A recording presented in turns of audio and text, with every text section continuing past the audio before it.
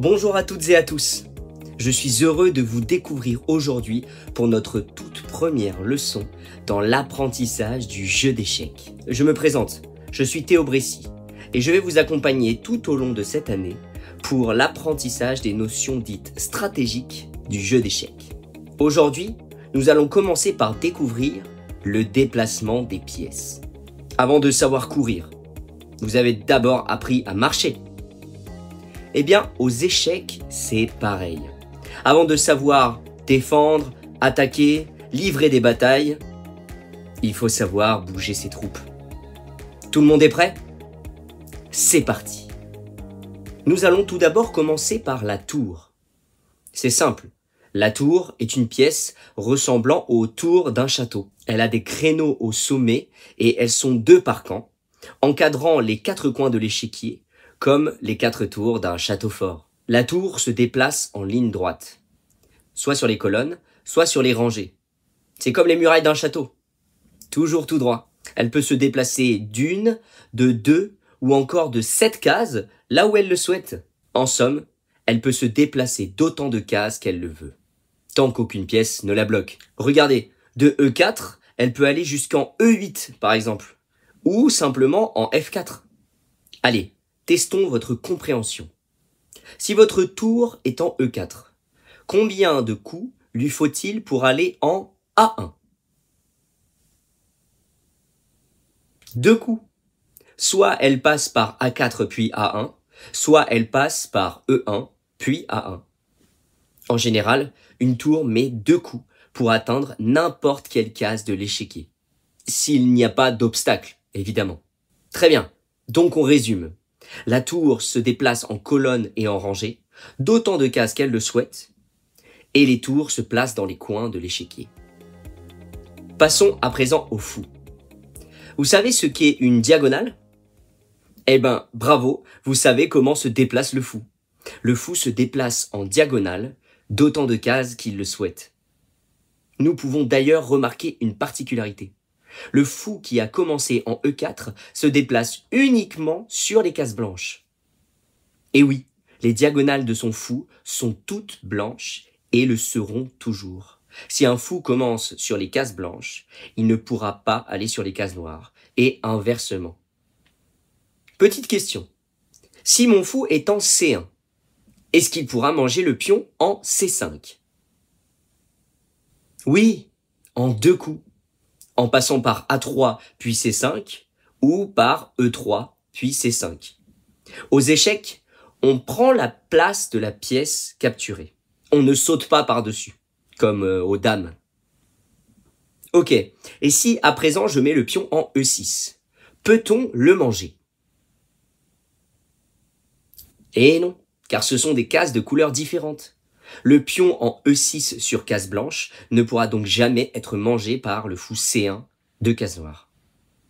C'est pour cette raison qu'on commence toujours avec 2 fous. Un sur les cases blanches et un sur les cases noires. Résumons. Le fou se déplace en diagonale. Vous en avez un de chaque couleur au début de la partie pour couvrir toutes les cases de l'échiquier. Maintenant, passons à la dame. C'est la pièce la plus puissante du jeu. Elle combine la tour et le fou. Elle se déplace dans toutes les directions, en ligne, en colonne, en diagonale, et ce, aussi loin qu'elle le souhaite. Pas dans toutes les directions en même temps, évidemment, sinon elle serait bien trop forte. Attention cependant, elle est puissante, mais pas invincible. Apprenez à bien la protéger. Place au roi à présent. C'est la pièce la plus importante du jeu. Il se déplace comme la dame, mais d'une seule case à la fois. Un vrai petit escargot.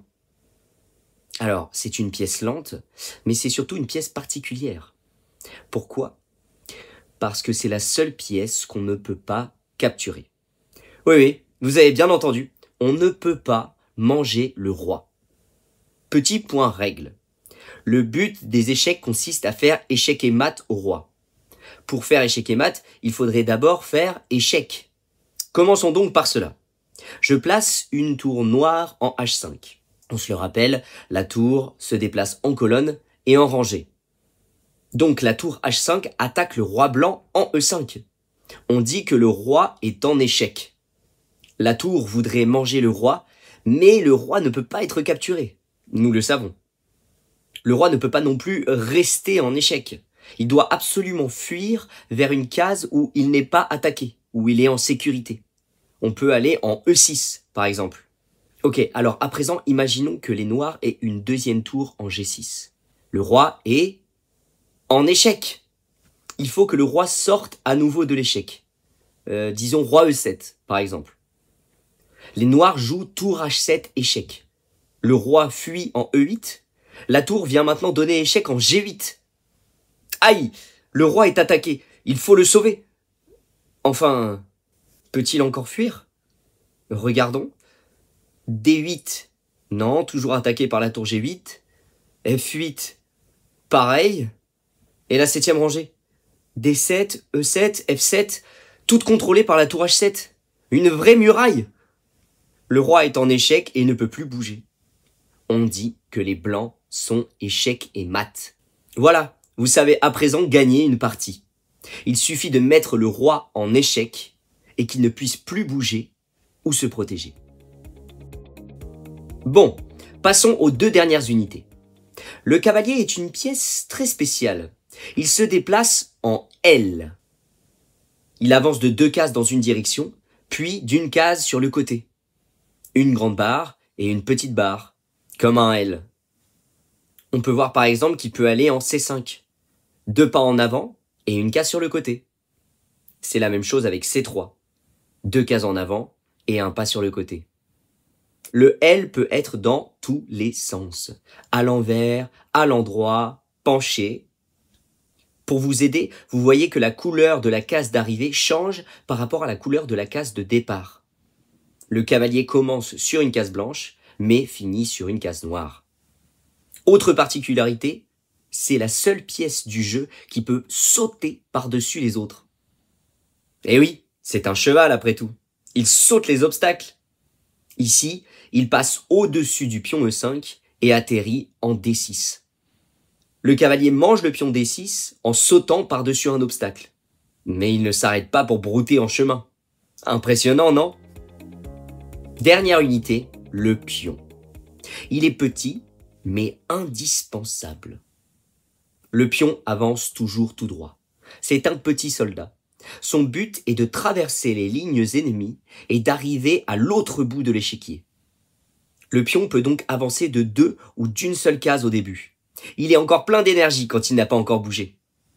Une fois son déplacement effectué, il se fatigue et ne peut plus avancer que d'une seule case.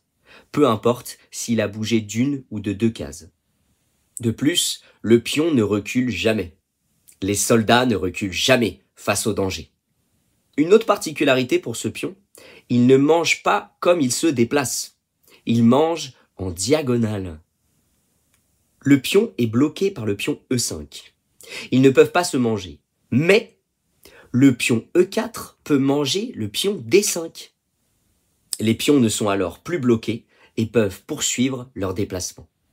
Et quand un pion arrive au bout de l'échiquier, que se passe-t-il? Il se transforme en la pièce de son choix. Pas en roi ni en pion, évidemment, mais en fou, en cavalier, en tour ou en dame.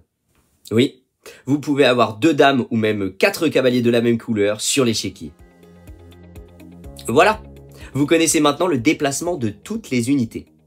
La tour en colonne et en rangée, le fou en diagonale, la dame combine la tour et le fou, le roi comme la dame mais d'une seule case, et gare à l'échec et mat, le cavalier en L tout en sautant par-dessus les obstacles, et le pion tout droit, d'une ou de 2 cases, et mangeant en diagonale.